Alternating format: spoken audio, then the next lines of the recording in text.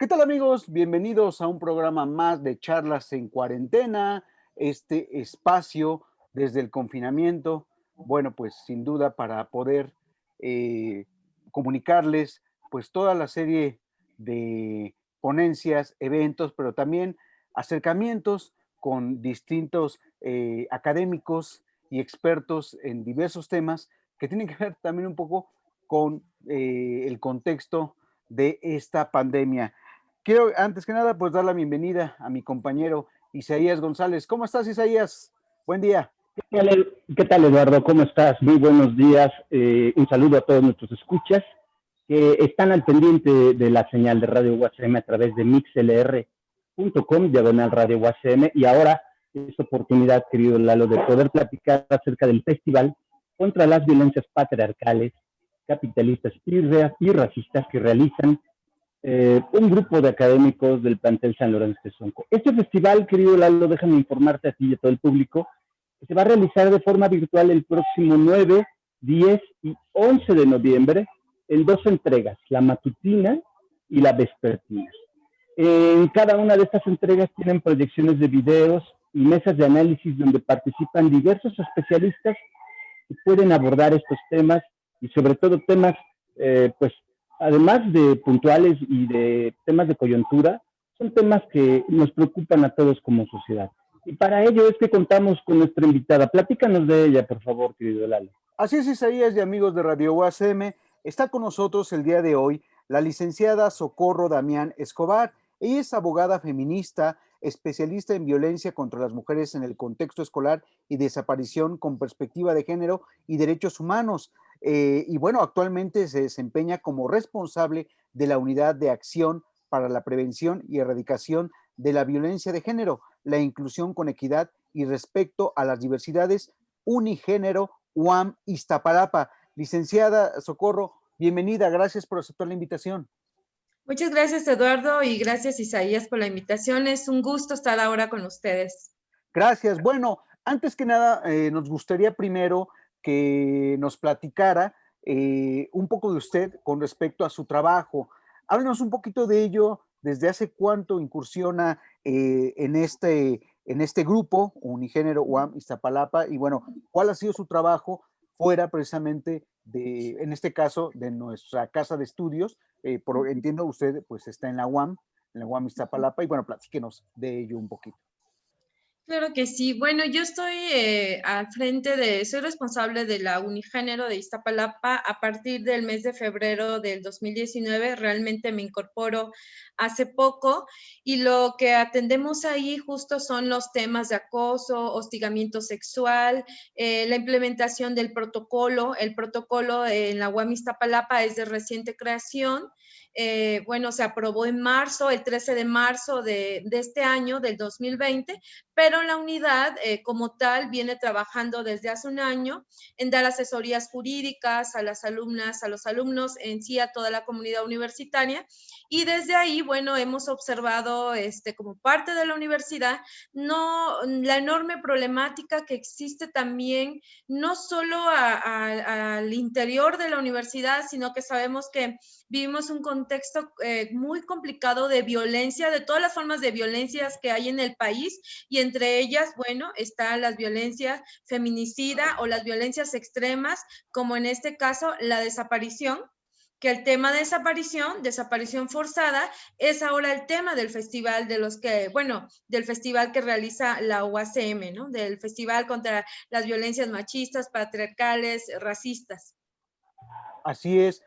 Sin duda, esta misma pregunta se la hemos realizado a diversos invitados e invitadas con el tema de perspectiva de género y también de violencias y feminicidios. Sin duda es un tema pareciera en boga, pero que en realidad ha tenido una historia y sin embargo, no sé, esa es mi perspectiva y me gustaría que la compartiera.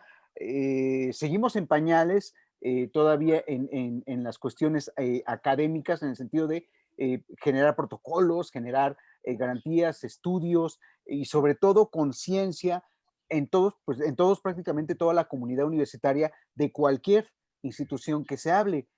¿Cómo lo ve usted, licenciada? Claro, creo que las universidades están ahora atendiendo mayormente la problemática porque esta problemática la estamos visibilizando más. No es que no existiera, no es que no estuviera, sino que ahora se visibiliza más a través justo de las luchas estudiantiles, de las mujeres organizadas, de las mayoritariamente mujeres, digo hombres también que están ahí señalando, pero mayoritariamente son las mujeres.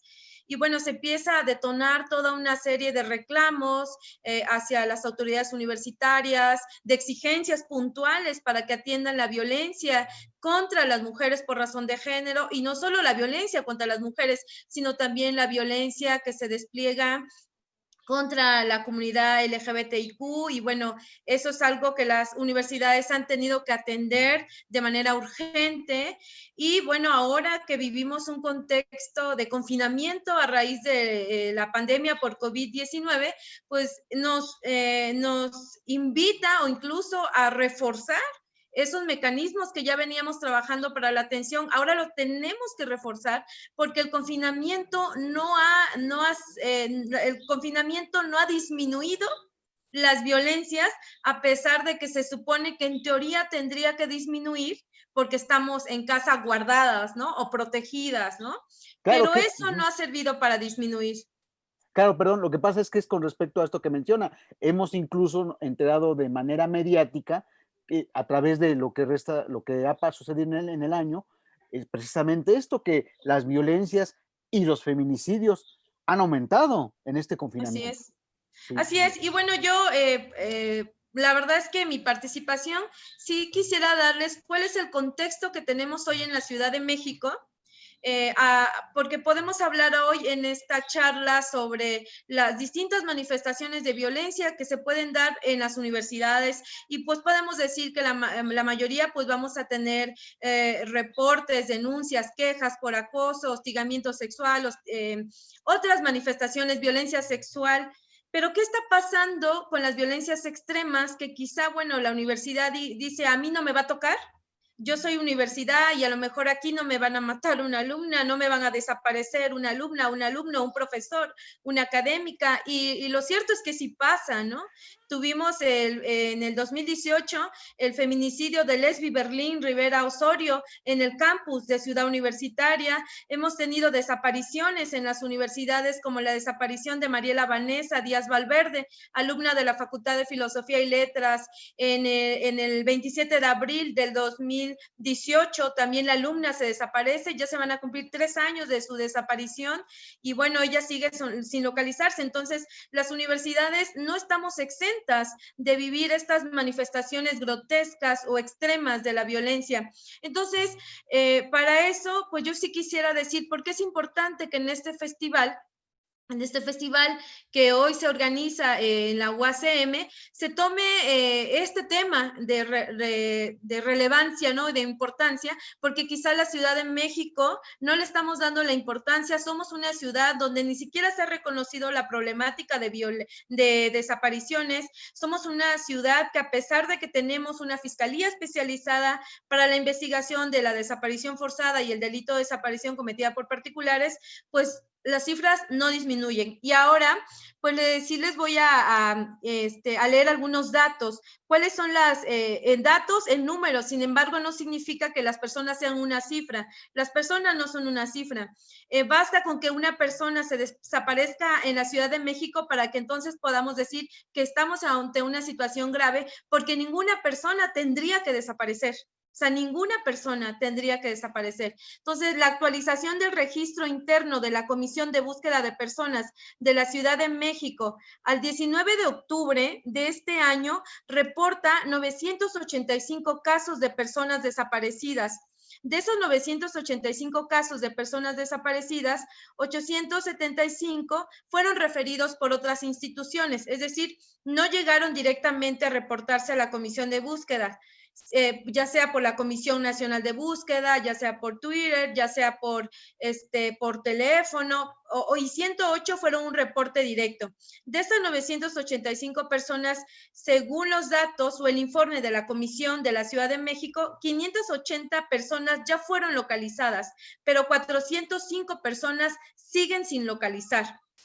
De estas personas que fueron localizadas, fueron 43 personas se localizaron sin vida. Y bueno, ahí no tenemos un desglose por sexo. No sabemos si de estas 43 personas que fueron localizadas sin vida fueron hombres, fueron mujeres, si se abrió una carpeta por el delito de feminicidio. No lo sabemos, ¿no?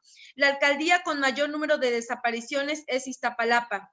Iztapalapa sigue siendo una alcaldía con un riesgo ahora sí que para las mujeres, las niñas y los niños, porque se reportan 142 al 19 de octubre, 142 casos de personas desaparecidas. Entonces, esto nos da un contexto de que realmente vivimos ante una grave crisis humanitaria, porque la desaparición de personas no solo afecta a la persona en sí, a la persona que la sufre, a la familia, sino a toda una comunidad. Y bueno, ese es el tema del festival, el tema que se pone en la mesa, porque en este festival, bueno, no solo va a haber académicas o no solo va a haber especialistas, no, se van a invitar a familias que viven en carne propia este delito de lesa humanidad.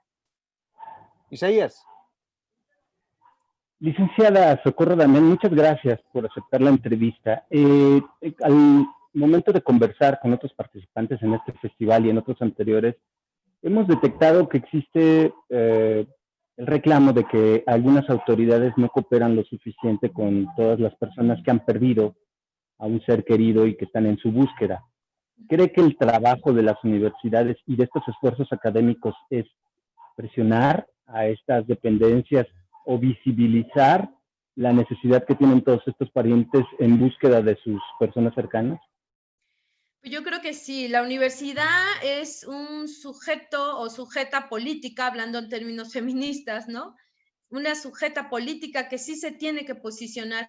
La universidad no solo produce conocimiento, sino las universidades también generan empatía con la sociedad, también se involucran en los problemas sociales, porque si no, no tendría caso tener una universidad si la universidad solo va a producir conocimientos y esos conocimientos se van a quedar, no sé, en un libro, en un documento. Y yo creo que el trabajo que está haciendo la Universidad Autónoma de la Ciudad de México es muy importante porque compromete la labor académica, compromete la labor humanista al servicio pues de las familias en búsqueda. Sí, efectivamente hay muchísimos obstáculos para que las familias bueno, que tienen un familiar desaparecido, pasan por toda una serie de maltratos, de vejaciones, ¿no? En primera, para denunciar, en segunda, para que se busque, y entonces, bueno, viene una serie de violencia institucional que a lo largo de la búsqueda, porque estamos hablando de familias que llevan años, ¿no? Hasta 10 años, 12 años, y no desisten, porque quienes tienen el verdadero interés de dar con su familia, pues son ellos mismos, ¿no? Son las familias. Entonces, creo que el trabajo de la universidad ha sido muy importante. En lo personal, yo puedo hablar del trabajo de acompañamiento que le hemos dado a un caso de desaparición aquí en la Ciudad de México, el caso de Braulio Basilio Caballero, que fue un niño que desapareció en la alcaldía Venustiano Carranza, en el Metro Pantitlán, y que bueno, desde la UACM se formó un equipo de acompañamiento en donde está Nisa López, en donde está la profesora Samantha Zaragoza y bueno, una servidora, y desde ahí hemos exigido, obviamente, es un equipo interdisciplinario, por decirlo así, y se le han exigido a las autoridades competentes, pues sí, que agilicen la búsqueda, que realicen acciones, diligencias específicas en base a lo que obra en la carpeta de investigación, de manera que las universidades, pues sí, pueden aportar muchísimo a la visibilización, a la documentación, aportar peritajes que puedan servir para integrar las carpetas de investigación, porque repito, las universidades no solo deberían de producir el conocimiento, sino también compartirlo, pues quizá con la sociedad más vulnerable. Sí, licenciada, hay una serie de tópicos que hay que mencionar y bueno, no se alcanzaría un programa para apuntarlos a todos. Sin embargo, se habla mucho, por supuesto, y se ha hablado a través de los años este es un problema del Estado, de la desaparición forzada. Recientemente, hago el contexto para la siguiente pregunta. Acabo de ver un documental mexicano ahora con la entrega de los Arieles, titulado El Guardián de la Memoria de Marcela Arteaga. Bueno, si no lo han visto, se los recomiendo, donde precisamente hablan sobre mexicanos que han tenido que pedir asilo político a Estados Unidos por estos temas también, por persecuciones, pero por también, ahí se menciona sobre la desaparición autorizada, así lo titulan. Es decir, que hace responsable al Estado, pero que el Estado ha generado, se ha encargado de no solo estar detrás, sino autorizar muchas veces todo este tipo de secuestros o desapariciones. ¿Usted qué piensa? A menos de que no haya visto o lo ha visto en documental, ¿usted qué piensa de este planteamiento? Porque es muy nuevo, pues. Es un planteamiento muy nuevo que por lo menos yo lo vi este año. Me gustaría saber si usted tiene alguna opinión respecto a este término, Sí, desaparición autorizada. o sea, autorizada porque el Estado ha participado, quizá no de manera directa, pero indirecta, ¿no? Lo ha autorizado por sus omisiones. Bueno, pues primero quisiera, antes de contestar, Eduardo, pues que cómo define la Comisión Interamericana sobre Desaparición Forzada de Personas, ¿no? ¿Qué es la desaparición forzada según esa Convención Interamericana? Y bueno, lo establece en el artículo 2.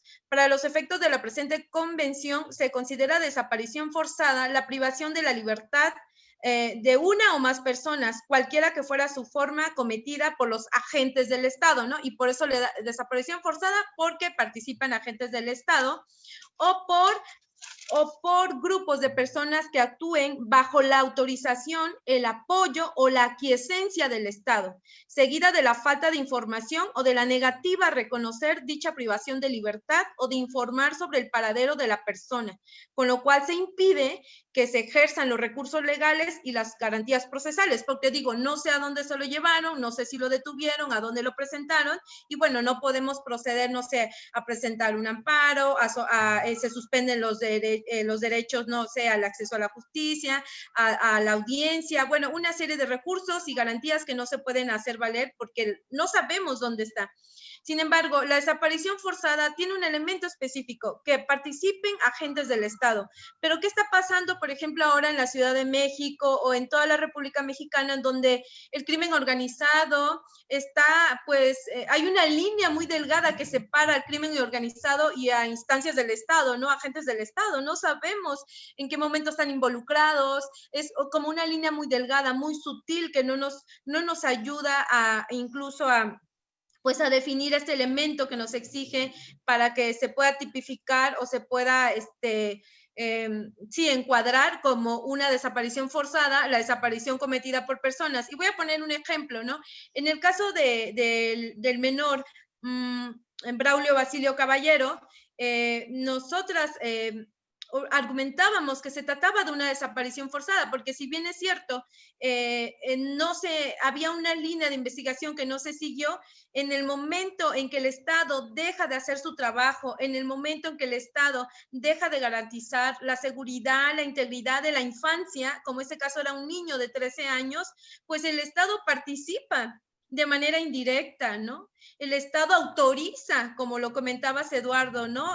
Desapariciones autorizadas, o sea, el Estado autoriza que estas desapariciones se sigan cometiendo. El Estado puede ser incluso cómplice, el Estado es parte activa, el Estado al no prevenir, estoy hablando ahora que de acuerdo a las cifras que nos reporta la Comisión de Búsqueda de Personas, la alcaldía Iztapalapa es la alcaldía con mayor número de personas desaparecidas y los mayores números de reportes son de mujeres y niñas, y si estoy hablando que cuando desaparece Mariela Vanessa, la alumna de la Facultad de Filosofía, que fue en el 2018, ya le habíamos dicho a la Fiscalía General de Justicia, que en Iztapalapa se estaban desapareciendo mujeres y niñas, que Iztapalapa era una zona o un foco rojo, que Iztapalapa había grupos del crimen organizado que estaban operando ahí y que quizá ellos obviamente están desapareciendo a las mujeres y las niñas, y al no hacer nada, más de 2 años, ¿no? Desde que desaparece Mariela y sigue siendo Iztapalapa, entonces ¿hay o no una aquiescencia, una autorización por parte del Estado? Todo indica, todo induce incluso, nos señala hacia esta dirección. Efectivamente, Isaías. A ver, está mi compañero Isaías por ahí. Maestra, no sé si usted conozca el protocolo que se ha aprobado recientemente, que se ha activado en nuestra universidad, pero digamos que una de las conclusiones más importantes fue que la universidad como institución de educación tiene que participar en difundir este mensaje de paz y en cuidar y respetar a nuestras mujeres para liberarlas del acoso incluso hasta cibernético, porque muchas de las conductas y de los hábitos que tienen nuestros jóvenes pues son agresiones profundas en nuestras mujeres. Pero ¿usted cree que, digamos, todas estas reflexiones que se están realizando en las instituciones superiores tengan que aterrizar en que exista una nueva forma de educar desde nuestros niveles más básicos? Claro, la cultura de paz no es ahora como un tema que está en la mesa, no es que estén de moda, ¿no? Creo que todas las universidades aspiramos, no las universidades, ¿no? La sociedad en general, aspiramos a construir sociedades justas, equitativas, espacios sin violencia, ¿no? Desafortunadamente, pues sabemos que eso requiere, obviamente, forma parte de toda una estructura sistemática que violenta, ¿no? Y que violenta mayoritariamente, dijimos, a las mujeres, las niñas, a los adolescentes. Y las universidades, al crear protocolos, bueno, establecen prevención, ¿no? Y dentro de esta prevención dicen, bueno, hay que reeducar, hay que canalizar ciertas actitudes, ciertas prácticas, hay que modificarlas. Efectivamente, o sea, todas las universidades lo que buscamos no es solo sancionar, ¿no? O decir, bueno, ya tenemos este protocolo y ya que se castigue, que se castigue y que se castigue. Tenemos que buscar también formas de transformar las mentalidades, tenemos que buscar formas de combatir estas violencias a través de la educación. Pero cuando se comete un acto de una naturaleza que tiene repercusiones para las personas, ¿no? En sí, y no quiero hablar solo de mujeres, para las personas en general, sí tiene que haber una sanción, ¿no? Tiene que haber una repercusión para quien lo está cometiendo y sobre todo si estamos hablando de que esos hechos se encuadran en tipos penales, ¿no? Como delitos. Por ejemplo, el acoso, el hostigamiento sexual, el abuso sexual, la violación, pues son delitos, ¿no? Y bueno, este tema de la desaparición forzada y en estos protocolos que ahora están haciendo las universidades y que se está por aprobar, porque creo que ahí todavía no se ha aprobado, en la UACM, apenas se iba a pasar a consejo, ¿cierto? ¿No? Universitario también para su votación, aprobación, etcétera, e implementación, bueno, pues en esos protocolos ya se habla también que se pueda especificar o que se pueda poner un apartado dentro de ese protocolo del tema de desaparición. ¿Qué tiene que hacer la universidad? ¿Qué le toca a la universidad cuando una de las partes de sus integrantes esté desaparecida? Y no me estoy refiriendo solo a mujeres, puede ser una académica, una académica, un alumno, un trabajador, ¿no? Sea de base de confianza. ¿Qué hacemos las universidades ante una desaparición de nuestras o de nuestros integrantes? Y que creo que eso tiene que quedar muy claro en el protocolo para que cada quien no invente lo que va a hacer o se pierda tiempo, perdamos tiempo y a la vez perdamos información que después no se puede recuperar. Sí, sin duda, creo que es determinante el trabajo que tiene que seguir haciendo las universidades, las academias. Y bueno, sin duda, yo quisiera también preguntar un poco, licenciada, desde su experiencia, pues en estos temas, irme un poco más concreto, aunque ya lo mencionó un poco en la anterior respuesta, ¿cómo trabajar también en la conciencia, en este caso específicamente en los hombres? Si bien la cultura machista no es una cultura exclusiva de los hombres, pues porque hemos hablado en otros momentos y se ha mencionado que también pues, esta repetición de patrones, de discursos entre las mismas mujeres se ha generado. ¿Cómo, cómo trabajar desde, yo quisiera, no sé si el término sea correcto, incluso desde lo moral, ¿no? Desde el individuo, para generar esta conciencia? Es cierto, ha habido talleres, también tiene que ver un poco la conciencia personal, individual, ¿no? Pero ¿cómo tratar de permear desde las instituciones académicas? Ya lo había comentado, ¿no? El trabajo de las universidades no solo tiene que quedarse en las aulas, tiene que llegar a las comunidades, a la sociedad. Pero un poco la pregunta que a mí también me sigue surgiendo es el cómo. ¿Cómo acercarse cuando también no sé qué tanto la sociedad y las universidades tengan algún reconocimiento entre ambas? No sé, desde su experiencia nos puede hablar, incluso en lo académico, por supuesto. Pues justo, a ver, es una muy buena pregunta. Primero fue como que qué hacer también, porque si hablamos de violencias machistas, ¿no? O patriarcales, Patriarcales. que no solo tienen que venir de hombres, ¿no? Pero mayoritariamente de los hombres, son los que reproducen estas formas hegemónicas de la violencia masculina o una masculinidad hegemónica cimentada en el poder, el uso de la fuerza, el uso de la violencia. ¿Cómo transformamos, no? Porque no solo se trata de decir, como bien lo mencionaba yo hace un rato, hay que castigar, hay que sancionar y excluir. Creo que no debemos de ser excluyentes y lo que ahora se intenta justo es trabajar con esas masculinidades, cómo revertir ese daño. Y bueno, ahora a mí me parece muy importante, por ejemplo, lo que se hace en Argentina. En Argentina, el Ministerio de la Mujer, incluso en el Ministerio de la Mujer, que atiende temas obviamente relacionados con las mujeres, también se incluye un centro para varones, ¿no? Porque quienes ejercen más las violencias son los varones, pues bueno, hay que trabajar también con los varones, hay que trabajar con sus formas de ser, con cómo ellos reproducen, qué es para ellos el ser hombre, cómo se identifican, por ejemplo, en sus relaciones con sus parejas, cómo ejercen el trato o el maltrato hacia otras personas, parejas, familiares, compañeros de trabajo, compañeras de trabajo. Y entonces desde la universidad, pues también hay que replicar esos modelos que igual y pueden ser como de ejemplo, ¿no? Yo digo que sirven de ejemplo, porque para abordar la problemática de la violencia contra las mujeres, pues sí se requiere un abordaje integral y que ese abordaje integral incluya también, pues, a los posibles perpetradores de esta violencia, ¿no? Que no solo se excluya, sino también que se trabaje con ellos, que se puedan hacer dinámicas, que se puedan hacer cursos, que se puedan hacer talleres, para que también en estos espacios, pues bueno, ellos encuentren un espacio de reflexión, de análisis, de cambio de mentalidades. Eso no exime, y eso sí lo quiero como enfatizar, que eso no exime su responsabilidad de ejercer violencia. O sea, ellos no pueden decir, bueno, como mi papá o mi mamá me enseñó a hacer así, yo lo viví en casa, ahora lo reproduzco, me justifico, no, porque cada quien asume la responsabilidad de su violencia, ¿no? Lo que sí hay que empezar es, bueno, a trabajar esa reeducación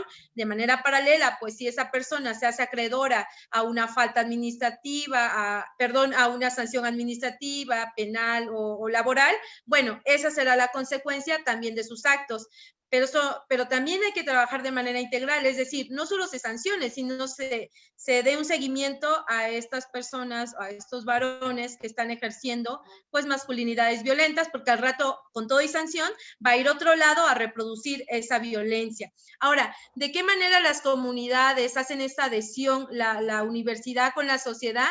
Pues sí, efectivamente creo que se ha fragmentado esta convivencia, ¿no?, entre universidad y sociedad. Pero lo que a nosotras nos toca desde las universidades, digo, yo no estoy en el área académica ahora, estoy en el área de este apoyo jurídico, ¿no?, a las alumnas, alumnos, trabajadores que se acercan, pero sí, es cierto, yo creo que la comunidad universitaria sí tiene que enlazarse o integrarse con la sociedad que está allá afuera, porque nuestras alumnos, nuestra propia comunidad forma parte de esa sociedad. Entonces, está yendo y viniendo, ¿no? Está en la universidad, pero al rato sale, se termina el horario laboral, se termina el horario escolar y pues regresan a formar parte de afuera, ¿no? De esa sociedad que pensamos que está separada de la universidad, pero yo creo que forman una misma o un mismo sujeto, ¿no? Claro, y en última instancia, un mismo universo, porque pareciera, como él nos dice, salimos de la burbuja llamada universidad y pareciera que nos incorporamos a otro mundo. Isaías. Pues mira, reiterar a todo nuestro público escucha que estamos platicando con la licenciada Socorro Damián Escobar, quien encabeza esta área de unigénero en la UAM Iztapalapa y que participará en este festival que se realizará el 8, el 9 y el 10 de noviembre de una forma virtual en un horario matutino y en un horario vespertino. Queremos agradecer la atención que ha tenido con nosotros la licenciada. Y por último, pues yo quería destacar el hecho de que tanto el plantel al cual ella pertenece como pues dos planteles nuestros que están en la delegación Iztapalapa, pues resulta, por decirlo menos angustiante, el hecho de que se pueda comprobar que existe este vínculo entre el crimen organizado y la participación en algunas instituciones, porque como bien lo ha señalado la licenciada Damián Escobar, muchos de nuestros estudiantes, nosotros mismos como trabajadores, laboramos en esta delegación que es tan conflictiva y que en realidad la vida social y cultural de esta delegación pues nos compete profundamente. ¿No es así, licenciada?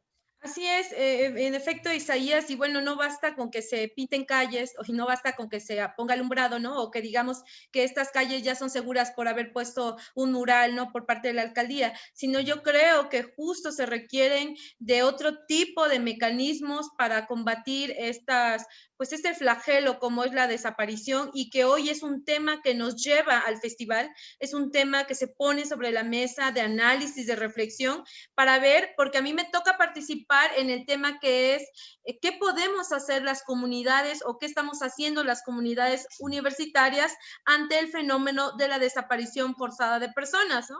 Entonces, desde ahí, pues, hacer un llamado a todas las universidades para que nos sumemos también en identificar, en visibilizar el hecho de que la universidad, por ejemplo, Universidad Autónoma de la Ciudad de México, haga un foro sobre esa problemática y que invite a las familias, ¿no? Que están en búsqueda, pues bueno, ya eso es hacer cohesión, ¿no? Ya eso es adherirse, ya eso es hacer como darse la mano entre comunidad universitaria y sociedad, porque pues ya de cierta manera, al brindarles el espacio, a decirles, aquí están los micrófonos, ustedes digan qué está haciendo falta, ustedes denuncien a quien tengan que denunciar por la falta de resultados, pues bueno, yo creo que esa es una manera en que ya la universidad pues está comprometiéndose también pues, con la sociedad y sobre todo con las víctimas directas e indirectas de este flagelo.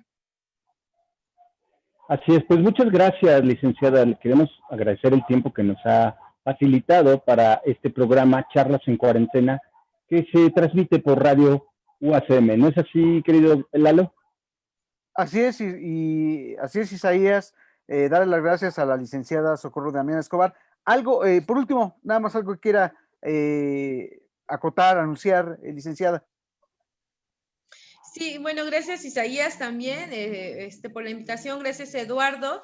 Pues nada, que se sumen a este festival, ¿no? Que va a ser en línea, va a ser virtual, porque como ustedes bien lo dicen, estamos en confinamiento, pero eso no significa que esto haya disminuido, y yo creo que una de las preguntas detonantes, bueno, desde el foro, va a ser cuál es el diagnóstico general sobre la desaparición de personas en la Ciudad de México, cuál es el diagnóstico general que tenemos, no solo a nivel comisión de búsqueda, todavía nos hace falta revisar otros registros, no sé, de la Fiscalía, otros registros que abonen a tener un contexto general, que se sigue sin reconocer la problemática por parte del gobierno de la Ciudad de México.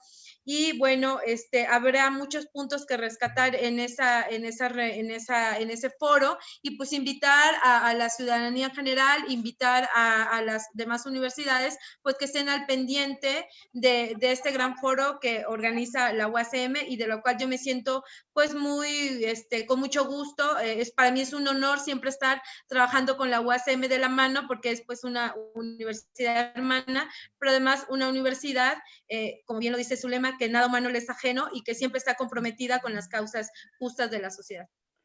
Así es, pues estuvo con nosotros el día de hoy en esta emisión de Charlas en Cuarentena la licenciada Socorro Damián Escobar de la UAM Iztapalapa, quien estará como parte, invitada, como parte del tercer festival contra las violencias patriarcales, capitales y racistas en formato virtual de la UACM los días 9, 10 y 11 de noviembre. Muchas gracias, gracias Isaías por esta emisión. Nos estamos escuchando en la próxima Charlas en Cuarentena. Yo soy Eduardo Sánchez. Quédense en la señal de Radio UACM. Suena a tu ciudad.